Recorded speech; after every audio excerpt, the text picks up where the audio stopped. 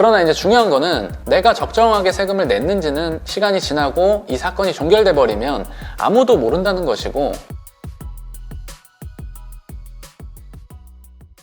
네, 안녕하세요. 김동환 세무사입니다. 우리가 어떤 이벤트가 발생하게 되면 세금 신고를 하게 되잖아요. 부동산을 양도하면 양도세 신고를 하고, 증여를 받으면 증여세 신고, 그리고 상속이 일어나면 상속세 신고를 하게 되는데, 그런 생각 해본 적 있으세요? 세금 신고가 항상 제대로 될까요? 그렇지 않은 경우도 있습니다. 이제 잘못된 판단으로 세금 신고가 잘못되는 경우도 굉장히 많이 발생하는데요. 그럴 때마다 이제 국세청은 이 오류를 바로 잡아야 되니까 납세자분들께 과세 해명 자료 요청이라든지 과세예고 통지서라든지 다양한 방식으로 메시지를 보내옵니다. 그래서 우리가 주변에서 누군가 한 분쯤은 세금 신고를 잘못했다가 혹은 세금 신고를 하지 않았다가 거액의 세금을 추징당했다라는 이야기를 건너라도 들어보셨을 겁니다. 그러나 이 잘못을 바로 잡는 과정에서도 국세청이라고 항상 옳은 의사결정만 할까요?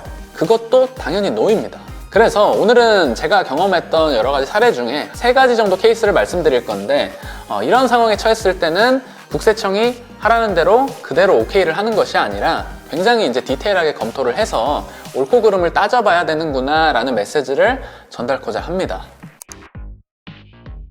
우리 1세대 1주택 비과세 다들 아시죠?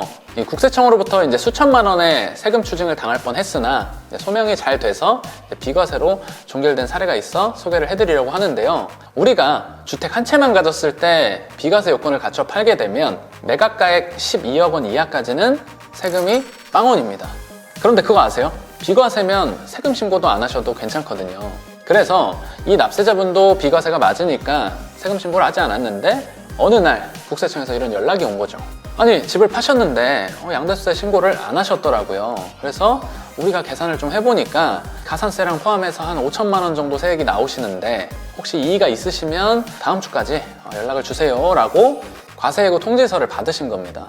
그래서 이제 무슨 상황인지 봤더니 온 가족이 미국으로 이제 영주권을 따서 나간 상황이었는데, 나가고 나서 1년 정도 지난 시점에 한국에 있는 주택을 처분을 한 거죠.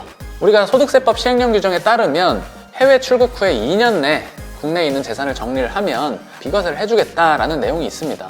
그런데 국세청 입장은 우리가 이제 해외 출입국 내역 당신 조회해보니까 이미 2015년부터 미국에서 일을 하고 있었지 않느냐, 지속적으로 한국과 미국을 왔다 갔다 하고 있어서 국세청은 이분을 거주자가 아니라 비거주자로 판단해서 1세대 1주택 비과세를 부인하고자 하는 상황이었습니다.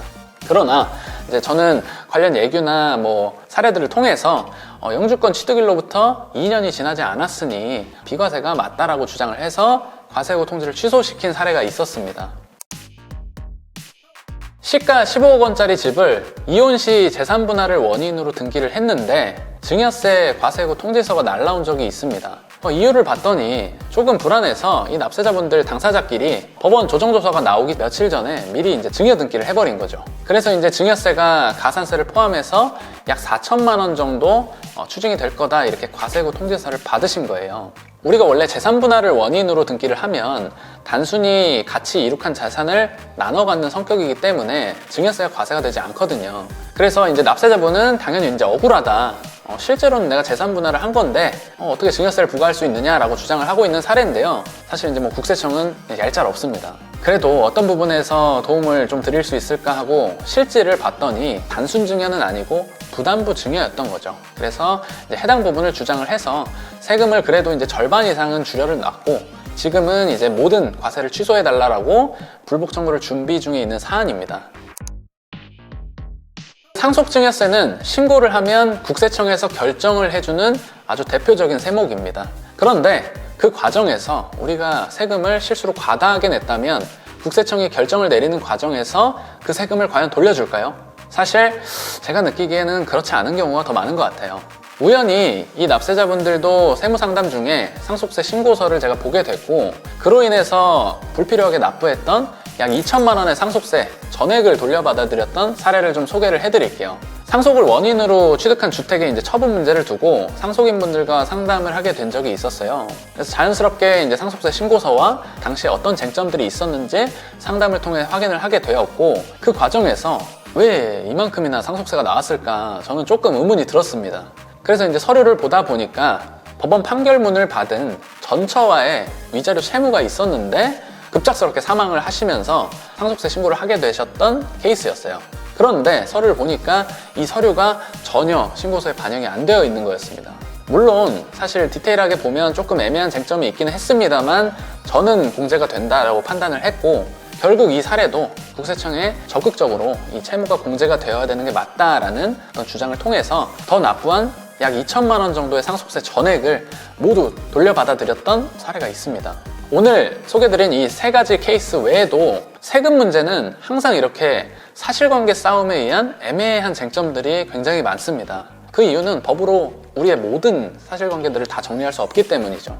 그래서 정말 많은데 우리가 이제 어떤 전문가를 만나느냐에 따라서 세금을 덜 내기도 하고 불필요하게 더 많이 내기도 합니다. 그러나 이제 중요한 거는 내가 적정하게 세금을 냈는지는 사실 시간이 지나고 이 사건이 종결돼 버리면 아무도 모른다는 것이고, 사실 국세청도 더 낸 세금까지는 굳이 신경 써주지 않는다는 어떤 불편한 진실도 있습니다.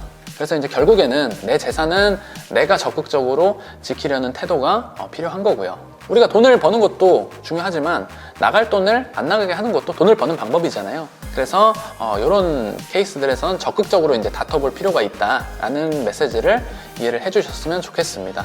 오늘 내용이 좋았다면 김텍스 채널 구독과 좋아요 부탁드리고요. 궁금하신 내용은 하단의 댓글창에 남겨주시면 제가 빠르게 답변 드리도록 하겠습니다. 감사합니다.